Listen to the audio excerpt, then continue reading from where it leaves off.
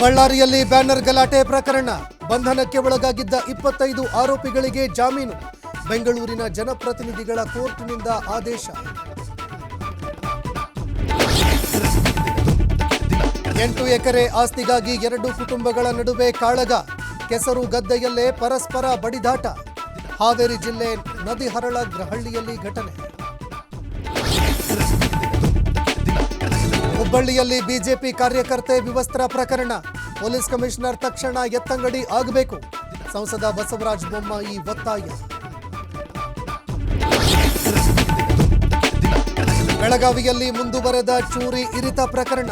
ಗುರಾಯಿಸಿದ್ದಕ್ಕೆ ಚುಚ್ಚಿ ಕೊಲೆಗೆ ಯತ್ನ ಆರೋಪಿ ಮುಜಮ್ಮಿಲ್ ಸತ್ತಿಗೇರಿ ಖಾಕಿ ವಶಕ್ಕೆ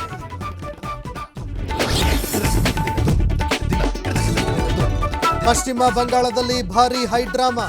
ಇಡಿ ವಿರುದ್ಧವೇ 2 ಎಫ್ಐಆರ್ ದಾಖಲಿಸಿದ ಸಿಎಂ ಬ್ಯಾನರ್ಜಿ ಕೋಲ್ಕತ್ತಾದಲ್ಲಿ ದೀದಿ 6 ಕಿಲೋಮೀಟರ್ ಪಾದಯಾತ್ರೆ